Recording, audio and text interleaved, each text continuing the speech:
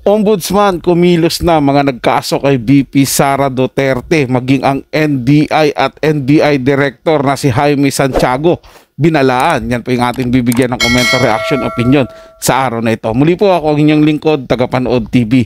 Isang mabiyaya at masaganang araw po sa ating lahat.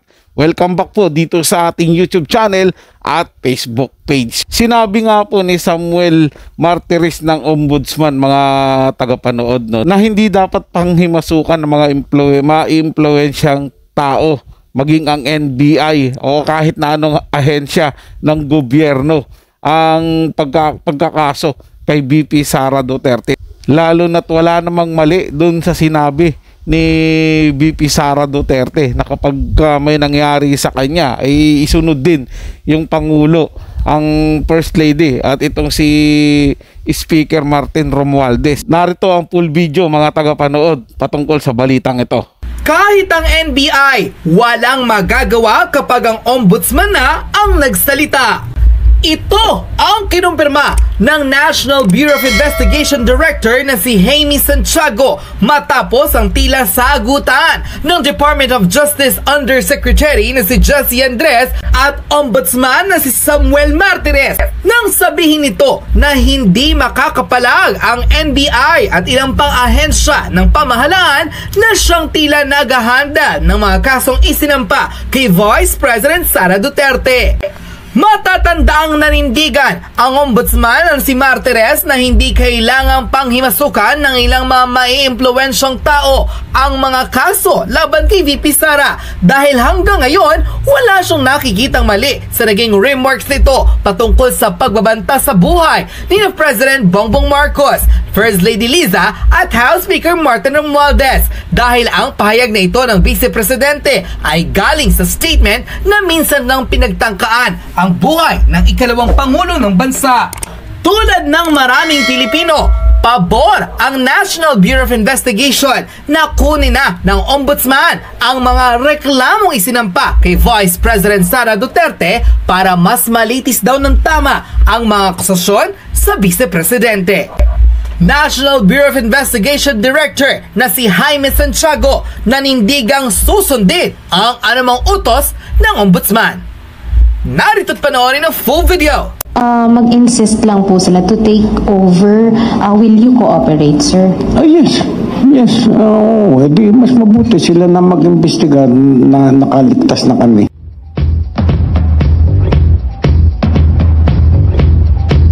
Mismo ang National Bureau of Investigation Director na si Jaime Santiago ang kumumpirma na hindi sila papalag kung sakaling kunin na ng Ombudsman ang mga kasong isinampa laban kay Vice President Sara Duterte. At sunod ito sa unang naging pahayag ng Undersecretary ng DOJ na si Jessie Andres na tila nakagrian pa di umano ang Ombudsman na si Samuel Martires sa naging pagpapatotoo ng NBI Director na si Santiago. Ayon sa kanya, ang Ombudsman pa rin talaga ang may kapangyarihan sa lahat ng mga reklamong isinampa kay Vice President Sara Duterte at ito rin ang hukumang maglilitis kung ang mga kaso bang ito ay mapupunta sa korte o ibabasura lamang ng komite. Buong tapang pinanindigan ng NBI na hindi sila susuway sa anumang utos ni Judge Martires, lalo't ito ang may kapangyarihang kunin ang lahat ng kasong isinampa laban sa Vice Presidente. Malinaw po yun, mga tagapanood, no, na walang palag yung NBI kapag kinuha ng Ombudsman yung kaso patungkol doon sa isinampa nila sa ating Vice Presidente, VP Sara Duterte. At kinumpirma ito ng NBI Director mismo, mga tagapanood, na si Jaime Santiago, na makikipag-cooperate po sila, magigibay po sila, mga tagapanood, kapag kinuha ng Ombudsman. At ang maganda po rito, mga tagapanood, naniniwala ang Ombudsman na walang mali po sa sinabi ng ating VP Sara Duterte. At hindi dapat kasuhan base lang dun sa sinabi niya na kung sakasakaling mawala siya ay isunod din yung Presidente, First Lady, tapos yung Speaker of the House na si Martin Romualdez, dahil sinabi niya po ito dahil may nagtangka po sa buhay niya eh. At yung nagtangka sa buhay niya po, mga tagapanood, ay galing po sa opisina ng presidente. So sino nga namang iisipin mo na magtatangka sa'yo kundi yung presidente? Kaya sinabi niya po na kung sakaling mawala ako o mapahamak ako, eh di isunod nyo rin yung presidente at di First Lady at saka si Martin Romualdez, kasi sila naman may kagagawan eh. Hindi po ba, mga tagapanood? At kapag ang ombudsman na po ang humawak ng kaso laban kay VP Sara, mga tagapanood, dyan po malalaman kung ibabasura niya ba o itutuloy yung mga kasong ibinato po o isinampa po laban po dito kay VP Sara Duterte. So tuloy po natin yung video, mga tagapanood. Ano ang iyong magiging reaksyon matapos ang balitang ito kung saan mismong ang NBI na ang nagsabi na makikipag-cooperate sila oras na kunin ng ombudsman ang mga reklamong isinampa kay VP Sara? Ano ang iyong magiging reaksyon sa balitang ito? Just comment. Paano ba yan, Congress? Nagsalita na si Ombudsman Samuel Martires tungkol sa mga isyong binabato nyo kay Inday Sara. Wala raw silang nakikitang issue na kailangang imbestigahan sa mga aksyon ni Inday Sara. Wala raw nakikita sa ngayon ng Ombudsman na aksyon ni Vice President Sara Duterte na dapat imbestigahan.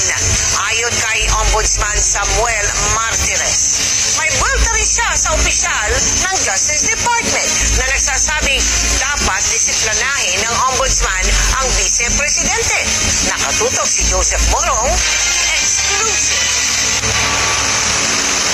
Tinitingnan na rin ng Office of the Ombudsman kung ang banta ni Vice President Sara Duterte laban kay Pangulong Bongbong Marcos ay bagay na maaari nilang aksyonan. Ayon kay Ombudsman Samuel Martires, magagawa lamang daw ito ng kanyang tanggapan kung makikita na ang mga aksyon ng Vice President ay ginawa bilang bahagi ng kanyang trabaho. Pero sa ngayon, as far as we are concerned right now, we have not seen any acts of the Vice President that we should investigate. Well, we do not find anything that is in violation of one, the Anti-Graft and Corrupt Practices Act, of any of the offenses in the Revised Penal Code that is in relation to the Anti-Graft and Corrupt Practices Act. O Kongreso, paano ba yan? Kahit sa issue na binabato nyo ng corruption ng OVP, sa confidential funds at kung ano-ano pa, ay nagkomento din ang ombudsman. Wala daw siyang nakikita na kahit anong paglabag na kailangan niyang imbestigahan. Yan po, mga tagapanood, mismong ombudsman na po talaga ang nagsabi na wala po silang nakikitang masama. Wala silang dapat imbestigahan dahil walang illegal o masamang ginawa yung ating Vice Presidente. Sadyang pinapalaki lang po talaga nila yung issue. Dinidiin nila ng husto, sinisiraan nila ng husto ang ating Vice Presidente. At alam naman po natin kung bakit nila ginagawa yan kay Vice President VP Sara Duterte, dahil ito po talaga ang pinakamahigpit nilang kalaban pagdating ng 2028 presidential election. Doon po sila natatakot, mga tagapanood dahil lahat po ng mga kabulukan nila, lahat ng mga pangungurakot nila sa gobyerno ay maano po yan, masisiwalat po yan at posible silang makasuhan, mabalikan po sila ni VP Sara Duterte. Kaya ang ginagawa po nila ngayon ay talagang dinidemolish nila yung pangalan, sinisira nila ng todo, ginigipit nila ng todo, mga tagapanood, para lang talagang mawala sa landas nila yung pinakamalaking tinik sa dinadaanan nila. Ito nga po ang ating Vice Presidente, si Inday Sara Duterte, mga tagapanood. Sana naman po galangin ito ng Kongreso, galangin ito ng NBI, galangin ito ng ilang mga impluwensyang tao na pilit talagang pinapabagsak ang ating Vice Presidente. So kayo, mga tagapanood, ano masasabi nyo sa balitang ito? Kung may komento kayo o opinion, i-comment nyo lang po yan sa comment section. Pag-uusapan natin yan, mga tagapanood. So yun lang po, mga tagapanood. Nagustuhan nyo po yung ating talakayan sa araw na to. At kung kayo bago lang po na napadaan dito sa ating channel, huwag nyo po sana kalimutan na mag-subscribe. Hit nyo na rin po ng notification bell para lagi po kayong updated sa mga bago pang video na ating ilalabas. Share, like, and comment din po kayo, mga tagapanood. Atin yung babasahin at pupusuan. So hanggang sa muli po, ito yung Tagapanood TV. Komento at opinion lamang. Wala pong personalan. Paalam po at mabuhay po kayong lahat.